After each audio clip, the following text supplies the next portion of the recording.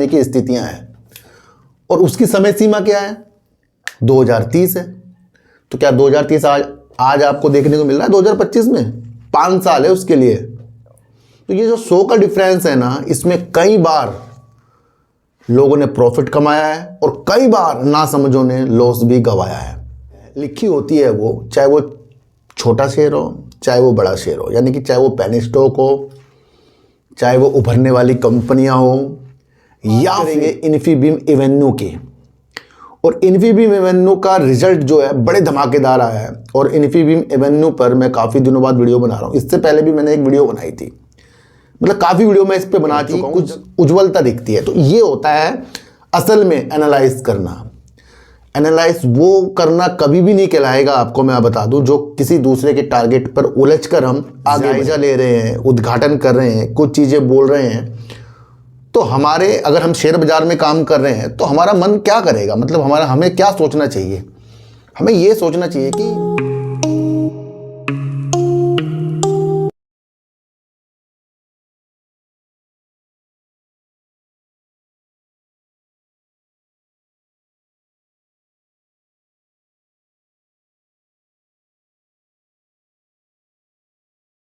नमस्कार, मैं स्वागत करता हूं आपका अपने ही चैनल पर जिसका नाम है सार्थक बाजार से। आज बात करेंगे सर कि एक बड़ी जो परियोजना है बुलेट ट्रेन की, उसके ऊपर कुछ अपडेट आई हैं और हमारे देश के प्रधानमंत्री जी ने बुलेट ट्रेन का जायज़ा लिया है कि भैया कैसा निर्माण हो रहा है। इसके लिए एक संस्था है वो जिस पे ये वर्क करती है कंपनी, यानी एक कंपनी है जो बुलेट ट्रेन के ऊपर वर्क करती है, यानी कि वो ठेके देती है।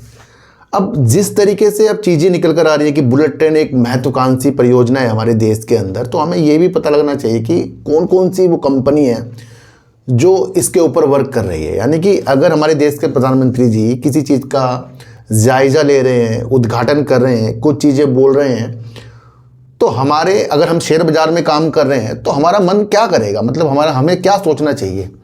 हमें ये सोचना चाहिए कि जो भी बुलेट ट्रेन के ऊपर ये अपडेट आ रहे हैं कि फिर इसके ऊपर कंपनी कौन कौन सी है, या फिर रेलवे में कोई परियोजना की गई है तो उसके अंदर कंपनी कौन कौन सा वर्क करेगी। जैसे वंदे भारत ट्रेन में आपको पता है किस कंपनियों में अपना योगदान दिया है, तो उससे उस कंपनी के प्रति कुछ उज्ज्वलता दिखती है। तो ये होता है असल में एनालाइज करना। एनालाइज वो करना कभी भी नहीं कहलाएगा, आपको मैं बता दूं, जो किसी दूसरे के टारगेट पर उलझकर हम आगे बढ़ें। कोई हमें चार्ट में समझा रहा हो, इधर टारगेट है उधर टारगेट आ जाएगा। तो सबसे पहले आपको ये चीज़ें समझना है कि देश में हो क्या रहा है। तो आज हम बुलेट ट्रेन से समझेंगे कि कौन कौन सी कंपनी उस पर वर्क कर रही है और क्या वो न्यूज़ है। दूसरा बात करेंगे, अडानी इंटरप्राइजेज अपना राइट इशू ला रहा है 25,000 करोड़ रुपए का, उसमें अपडेट आया है। उस नीतियों को आज हम समझकर चलेंगे। दूसरा बात करेंगे इन्फीबीम एवेन्यू की। और इन्फीबीम एवेन्यू का रिजल्ट जो है बड़े धमाकेदार आया है। और इन्फीबीम एवेन्यू पर मैं काफ़ी दिनों बाद वीडियो बना रहा हूँ। इससे पहले भी मैंने एक वीडियो बनाई थी, मतलब काफ़ी वीडियो मैं इस पर बना चुका हूँ जब ये शेयर 13-14 रुपये करीब का था। देखो सर, एक कॉलम होता है, एक चीज़ होती है, लिखी होती है वो, चाहे वो छोटा शेयर हो चाहे वो बड़ा शेयर हो, यानी कि चाहे वो पेनी स्टॉक हो, चाहे वो उभरने वाली कंपनियां हो, या फिर बड़ी बड़ी कंपनियां हो। उसके अंदर एक चीज़ होती है कि वो एक साल में कितना भागा, यानी कितना उसका हाई है, और एक साल में उसका कितना लो है। कुछ लोग इस डिफरेंस को नहीं समझ सकते और कुछ लोग समझ जाते हैं कि अगर किसी कॉलम में, किसी कंपनी के कॉलम में एक ये चीज़ आ रही है कि एक साल में इसका हाई 200 था और एक साल में इसका लो जो है 100 है, तो ये जो 100 का डिफरेंस है ना, इसमें कई बार लोगों ने प्रॉफिट कमाया है और कई बार नासमझों ने लॉस भी गंवाया है। तो जब कोई शेयर हमें कुछ प्रॉफिट दे, भाई उसका काम अच्छा है। अब काम अच्छा होने का मतलब ये नहीं है कि वो आपको रेल बना देगा, बस वो अब तो टॉप पर जाएगा। मैं इसलिए आपको काम समझाता हूँ, इसलिए मैं आपको कभी भी नहीं कहता कि आपको कहाँ खरीदना कहाँ बेचना है। तो जब मेरी वीडियो कोई पिछले वाली मैं आपको बता चुका हूँ कि उसके अंदर ये चीज़ें थी और उस वक्त वो शेयर फिर चीज़ों के हिसाब से अपना हाई दिखाए, तो भैया वो नीचे भी तो आएगा ना, कुछ प्रॉफिट बुकिंग भी होएगी। अब किसी चीज़ में प्रॉफिट बुकिंग हो रही है तो क्या उसका काम वो खराब हो गया है? क्योंकि कुछ लोग कहते हैं इन्फीबीम में आपने वीडियो बनाई थी, मैंने खरीद लिया था जी। इन्फीबीम ने आपने बताया था जी मुझे ये हो गया जी। भैया मैंने उसके काम समझाए, क्या वर्क करती है वो। अब उसको सोचकर आप कितने सालों तक रुक सकते हैं, कहाँ अपना फ़ायदा उठा सकते हैं, ये तो सोचने की शक्ति आपके अंदर आएगी। ये हाई और लो वाली चीज़ मैंने आपको इसलिए बताई है। डाउट बिल्कुल भी नहीं है कि कंपनी बेकार है, ये मैं आपको बता दूं। हमारा जो भी उद्देश्य होगा सबसे पहले ये समझने का होगा कंपनी वर्क क्या करती है, क्या उसकी नीतियां हैं। और अच्छे लोग, मैं आपको बता दूं, अच्छे लोग उस नीतियों को समझ जाते हैं और वो देखते हैं फिर फ्यूचर। ऐसी छोटी मोटी चीज़ों में वर्क नहीं कर रही है कंपनी, डिजिटल भुगतान पे वर्क कर रही है, एआई पे हब के लिए वर्क कर रही है। कई बैंकों के साथ मिलकर उनकी ईएमआई की जो किस्त होती है उसके लिए कंपनी डिजिटल चीज़ें सुविधा कराती है। डिजिटल ऋण देने में, लोन जो आजकल चल रहे हैं उस ऊपर कंपनी वर्क करती है। यूपीआई में कंपनी वर्क करती है। अन्य व्यापारियों को डिजिटल भुगतान करने में मदद जो है इन्फीबीम करती है। और बिल जो होते हैं, बिल आपने देखो मॉल में बिल कटते हैं, वहाँ भी कई जगहों में ये कंपनी वर्क करती है। देश में और विदेशों में कंपनी वर्क करती है। तो जिस उद्देश्य से कंपनी वर्क कर रही है वो क्या है, वो उसका एक ऐसा माध्यम है जिससे वो आगे बढ़ेगी। तभी तो भैया इस बार इनकी सेल 1900 करोड़ रुपए करीब की हुई है।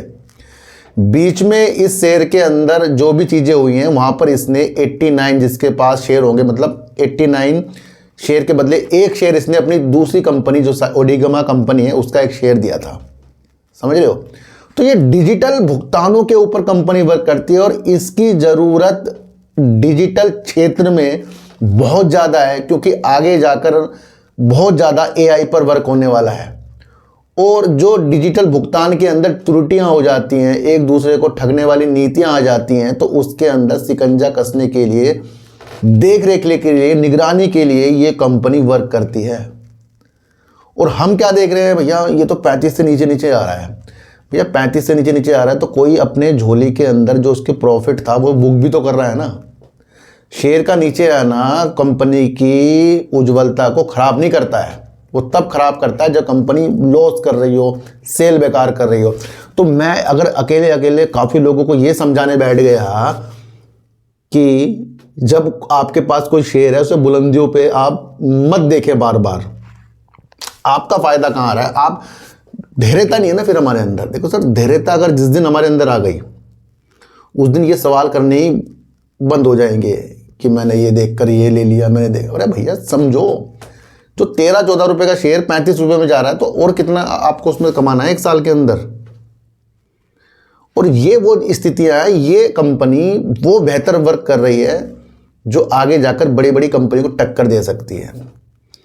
फिनटेक कंपनी है, देश की अच्छी कंपनी है, जो मार्केट कैप के हिसाब से इसका स्थान 5वें नंबर पर आता है। और जिस क्षेत्र पर यह वर्क कर रही है वहां पहले नंबर पर आती है पेटीएम। तो पेटीएम में भी आपको कई बार निगेटिव चीज़ें देखने को मिल गई थी। वो काफ़ी शेयर आईपीओ से 400 रुपये तक आ गया था, आज कहाँ है वो। तो ये तो भैया उतार चढ़ाव चलते रहेंगे। आपको समझना है कि कंपनी वर्क क्या करती है, क्या विशेषताएं हैं। दूसरा, अगर मैं आपको एक स्थितियाँ और बताऊं कंपनी की, ये तो आपको पता है भाई किस किस क्षेत्र में वर्क करती है, आप पढ़ भी लेना। यहाँ पर इसने एआई के लिए एक हब बनाया है और गुजरात सरकार के साथ मिलकर गिफ्ट सिटी के अंदर ये एआई पर वर्क कर रही है, जिसके अंदर 2000 करोड़ निवेश करने की स्थितियां हैं। और उसकी समय सीमा क्या है? 2030 है। तो क्या 2030 आज आपको देखने को मिल रहा है 2025 में? 5 साल है उसके लिए। तो वो आप कब समझेंगे कि ये जिस क्षेत्र के ऊपर वर्क कर रहा है वो बेस्ट है। इससे ये नहीं होता कि वो आपको प्रॉफिट कमा के देगा जी। अगर सबको प्रॉफिट आया तो लॉस कौन बुक करेगा? ये बाजार हाई और लो पर चलता है कि इतना हाई था, इतना लो था। इस स्थिति को अगर आप समझ गए कि इन हाई और लो में किसी ने प्रॉफिट लिया है और किसी ने इस आकर लॉस भी दिया है। जब आप ये समझ जाएं हाई और लो की स्थितियाँ, कि शेयर जब 200 का था तो आज 100 में, तो ये 100 का जो डिफरेंस है मैं आपको फिर बता रहा हूँ, यहाँ पर काफ़ी बार पैसा लोगों ने कमाया और नाजुक दिल वालों ने अपना पैसा गंवाया। तो ये हर शेयर में होता है, सिर्फ एक शेयर भी नहीं होता है ये। तो ये वो कंपनियां वर्क करती हैं जिसे आज मैंने आपको अलग तरीके से बताया इन्फीबीम के बारे में। अच्छा, इसका अगर हम आप फंडामेंटल चेक कर लें तो वो भी आपको समझ में चलना पड़ेगा। अगर मैं आपको और बताऊं तो इन्फीबीम एक भारतीय वित्तीय प्रौद्योगिकी यानी फिनटेक कंपनी है जो व्यवसाय और सरकारों के लिए ई कॉमर्स यानी कि सरकारों के लिए भी कंपनी वर्क करती है और डिजिटल भुगतान समाधान इसका एक मुख्य ब्रांड जो है सीसीसी रेवेन्यू के माध्यम से और इंटरप्राइज सॉफ्टवेयर प्रदान करती है। ये वेब सेवाएं, डिजिटल ऋण और डेटा क्लाउड स्टोरेज जैसी सेवाएं भी उपलब्ध कराती है। तो ये मैंने आपको सारी चीज़ें बताकर जा चुका हूँ। थोड़ा सा अगर मैं आपको और बताऊं तो आपको ये समझना है कि इसकी जो साझेदारी मैंने आपको बता दिया बंधन बैंक के साथ भी थी और अन्य बैंकों के साथ भी थी। इन्फीबीम फिनटेक स्पेस में काम करती है और यूपीआई भुगतान जैसी सेवाएं प्रदान करता है और ये रेडिफ.com जैसे अन्य कंपनियों के साथ भी साझेदारी कर रहा है। बाजार में हिस्सेदारी अगर हम देखें तो इन्फीबीम वेन्यू भारत के डिजिटल भुगतान क्षेत्र में एक अग्रणी कंपनी है और भारत और संयुक्त अरब अमीरात में इसका एक मजबूत ग्राहक आधार है। कहाँ पर है? अमीरात में इसका एक मजबूत ग्राहक आधार है जहाँ पर इसने अपनी भुगतान की सेवा को वहाँ चलाया। तो ये कंपनी जो है देश विदेश में भी डंका बजा रही है अपना। पर हमारे लिए क्यों खराब हो गई? क्योंकि ये ऊपर से नीचे आई है। ऊपर से नीचे तो ऑपरेटर गेम में चल जाते हैं भैया। तो ये आप समझ कर चलना है ना। तो इस वक्त कंपनी का शेयर अगर मैं देखूँ तो 19 रुपये करीब का भी है और एक बार 2024 में कंपनी ने 35 रुपये करीब के भी हाई लगा दिए थे। अच्छा, अगर कंपनी का मार्केट कैप देखें तो 5333 करोड़ का है। करंट प्राइस देखें 19 रुपये का है। हाई अगर देखें 26 रुपये का है और 12 रुपये कंपनी का अभी चल रहा है लो जो एक साल भर का था। और सितंबर 2024 की अगर आप कंपनी की सेल पर नज़र डालें तो 1017 करोड़ की थी। दिसंबर में और बढ़ाई इन्होंने, मार्च 2025 में और इन्होंने अपनी सेल को इजाफा किया। जून 2025 में कंपनी ने 1280 करोड़ की सेल करी, यानी कि निरंतर कंपनी की सेल बढ़ती जा रही है। और अभी हाल ही में इसका जो क्वार्टर 2 आया जिसमें सितंबर 2025 में कंपनी ने 1965 करोड़ की सेल कर दी। तो ये आप समझ कर चलना 1965 करोड़ की सेल। और इससे पहले कितनी थी? सितंबर 2024 में 1017 करोड़ की थी। यानी कई परसेंटेज में अपनी कंपनी ने अपनी सेल को बढ़ाया। और देखो सर, कंपनी का जो एक्सपेंस है 1875 करोड़ का है और इसके बाद कंपनी का 68 करोड़ का प्रॉफिट आया। देखो सर, जब कंपनी अपनी सेल को बढ़ाती है तो उसके साथ साथ उसके फ्यूचर के खर्चे भी होते हैं जिसमें वो वर्क कर रही है कि अपने को आगे बढ़ाने के लिए। तो इस बार इनका खर्चा भी ज़्यादा हुआ है और अगर खर्चा कम होता तो क्या होता? और ज़्यादा इनका प्रॉफिट आ जाता। तो सेल के मामले में फंडामेंटल कंपनी का काफ़ी मजबूत है। मैं आपको इतनी सी एक बात बता दूं। देखो सर, रिजर्व की अगर हम बात करें 3855 करोड़ का रिजर्व है। उधार कंपनी ने काफ़ी कम कर लिया है, 79 करोड़ का कंपनी के पास उधार है। और प्रमोटर की स्थिति अगर हम देखें तो प्रमोटर कंपनी के अंदर कम है और इस बार भी सितंबर 2025 में कंपनी ने प्रमोटर कम हुए जो 27.28% के हैं।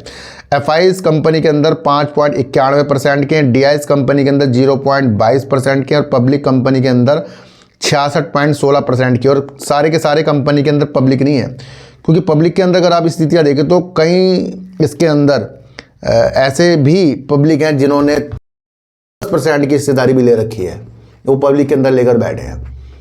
और विशेष तौर पर ये कंपनी जल्दबाजी में तो हो सकता है कुछ तेज़ी दिखा दे, पर इसको बहुत ज़्यादा अच्छा होने में सालों लगेंगे। ये भी आप समझ कर चलना। वो किस दृष्टि से दिखता है तो वो तो मैं आपको बताने वाला यहाँ हूँ नहीं, है ना। तो वो आपको समझ कर चलना पड़ेगा। तो ये 1-2 साल का ये शेयर ही नहीं है, मैं आपको बता दूँ।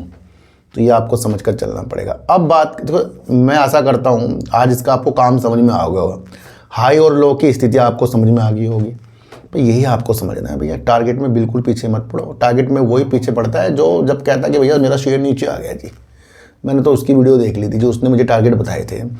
तो फिर करते रहो ऐसे ही, फिर तो फ़ायदा ही नहीं है वर्क करके। भाई लॉन्ग टर्म में पैसा बनता है, शॉर्ट टर्म में पैसा बनता है, पर वो उसके लिए विशेष दिमाग होना चाहिए हमारे अंदर। ऐसे नहीं होता वो कि भैया मैं यहाँ फंस गया, मैं वहाँ फंस गया, ये फ़ायदा ही नहीं है इसका। तो इसलिए लॉन्ग टर्म पर आपको विशेष तौर पर दिमाग लगाना चाहिए। अच्छा, अब बात करेंगे अडानी इंटरप्राइजेज की। इसका आ रहा है राइट इशू। अच्छा, राइट इशू के बारे में आपको मैं बता दूं कि जिनके पास कंपनी के पहले ही शेयर होते हैं, कंपनी उसके लिए ऑफर लाती है और कंपनी जो मौजूदा शेयर प्राइस चल रहा है उससे नीचे के भाव में लाती है। यानी कि अगर किसी कंपनी का शेयर प्राइस 100 रुपये में है तो वो 90 या 80 रुपये में वो राइट इशू लाएगी। और वो इसलिए भी लाती है ताकि जो इसके अंदर शेयर धारक है वो अपनी हिस्सेदारी को और बढ़ा ले, क्योंकि अगर कंपनी अच्छा वर्क कर रही है तो मौजूदा जो शेयर धारक है राइट इशू के माध्यम से अपनी स्थिति को और भी बढ़ा सकते हैं, मर्जी होती है उनकी। तो कंपनी राइट इशू जो ला रही है 1800 रुपये करीब का ला रही है, यानी कि 1800 रुपये में एक शेयर मिलेगा। और अगर आज की स्थिति अगर हम देखें अडानी इंटरप्राइजेस की, तो 2500 रुपये करीब की है, मान लो 2500 रुपये, यानी 700 रुपये का इसके अंदर एक फ़ायदा सा हो सकता है जो मौजूदा इसके शेयर धारक हैं। और इससे होता क्या है, इससे जो कंपनी को राइट इशू के जरिए अपनी कंपनी के लिए पैसा इकट्ठा हो जाता है, क्योंकि अगर जो ऐसी ऐसी कंपनियों के शेयर लेकर बैठा है उसको इसका फ्यूचर भी पता होगा, और अगर उन्होंने और शेयर इसके खरीद लिए तो कंपनी के पास पैसा आ जाता है। और कंपनी कितना पैसा जुटा रही है, 25,000 करोड़ रुपए जुटा रही है, और 17 नवंबर कंपनी की रिकॉर्ड डेट है, तो ये आप समझ कर चलना। दूसरा, इससे पहले भी कंपनी 2023 में IPO ला रही थी जो था 20,000 करोड़ रुपए का, वो हिडनबर्ग की नीतियों के साथ रद्द भी किया गया था, ये आप समझ कर चलना। तो ये आप देखें 1800 में इसका जो आ रहा है, तो ये आप समझ कर चल सकते हैं। तो सर अब हम बात करेंगे बुलेट ट्रेन की। एक न्यूज़ मेरे सामने निकल कर आई जहां पर सूरत में बुलेट ट्रेन का जायज़ा लेने के लिए एक महत्वाकांक्षी योजना है ना, परियोजना है, तो उसके लिए हमारे देश के प्रधानमंत्री जी वहां पर गए और उन्होंने इसका जायज़ा लिया। अब जायज़ा लिया तो मैंने ये भी देखा कि भैया कौन कौन सी वो कंपनी है जो इस के लिए वर्क कर रही है। तो उसे विस्तार में अगर हम आज समझें, प्रधानमंत्री मोदी ने सूरत में निर्माणाधीन बुलेट ट्रेन स्टेशन का जायजा लिया है। Ahmedabad high speed rail corridor लगभग 508 किलोमीटर लंबा है। चलो ये तो हम आगे बात करेंगे। प्रधानमंत्री मोदी ने सूरत में निर्माणाधीन बुलेट ट्रेन स्टेशन का जायजा लिया है। तो अब ये समझे कि इसके लिए वर्क कौन कौन करता है। भारत में बुलेट ट्रेन परियोजना पर national high speed rail corporation limited यानी कि NHSRCL काम कर रही है।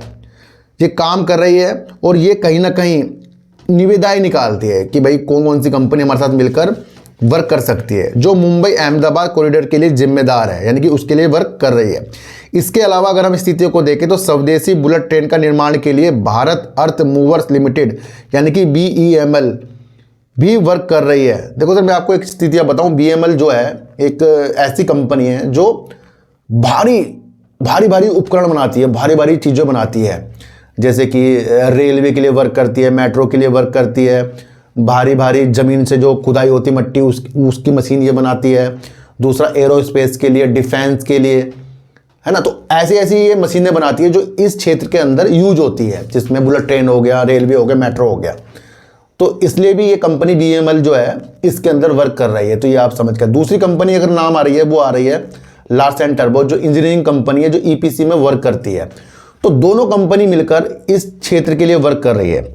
दूसरा अगर स्थिति को मैं आपको और बताऊं तो इस कंपनी को पहली स्वदेशी बुलेट ट्रेन का डिजाइन, निर्माण और कमीशनिंग का काम सौंपा गया। किसे? BEML को, जिसका समय सीमा 2026 के अंत तक है, यानी कि 2026 के अंत तक वो इस कार्य के लिए वर्क करेगी, बुलेट ट्रेन के लिए। तो अगर आपके सामने बुलेट ट्रेन की स्थितियां हैं तो आपको समझना चाहिए वो कंपनी कौन कौन सी है। दूसरी कंपनी कौन सी है? लार्सन टर्बो है। बाकी जापानी कंपनियां हैं, ये आप भी समझ कर चल सकते हैं। तो 3-4 ये चीज़ें हैं जो इस चीज़ के लिए वर्क कर रही है। अच्छा, अब हम इसलिए समझे तो भारत की सबसे महत्वाकांक्षी बुनियादी ढांचा परियोजना में से एक है, भारत की सबसे महत्वाकांक्षी, जिसके लिए MAHSR लगभग 508 किलोमीटर तक फैली हुई है, जिसमें गुजरात और दादरा और नगर हवेली में 352 किलोमीटर और महाराष्ट्र में 156 किलोमीटर शामिल है। दोस्तों, गुजरात में मोदी जी ने, PM ने बुलेट ट्रेन स्टेशन का जायजा लिया और 9,700 करोड़ रुपए की परियोजना की आधारशिला रखेंगे, मतलब रखी दी है, रैली करेंगे। तो ये आप समझकर चल सकते हैं। तो यहाँ से हमें बुलेट ट्रेन की स्थितियाँ समझ में आई जहाँ पर 2 कंपनियाँ हमारे सामने आ रही है। तो वो ये स्थितियाँ हैं। देखो सर, मैं आपको फिर वो बता रहा हूँ कि जिस हिसाब से वर्क हो रहा है मैं उसकी खोज कर रहा हूँ। मैं उसकी खोज नहीं कर रहा हूँ कि हमें किसी का, मैं फिर बता रहा हूँ कि मुझे खरीदना, मुझे बेचना, मुझे प्रॉफिट, मुझे लॉस, मुझे इस पर वर्क नहीं करना है। मैं तो उस चीज़ को खोज रहा हूँ जिससे आपको पता लगे कि अडानी इंटरप्राइजेज का साथ क्या काम कर रही है, क्या उसका राइट इशू आ रहा है, किस तरीके से आ रहा है, या फिर इन्फीबीम वर्क क्या कर रहा है, क्या उसकी चीज़ें हैं।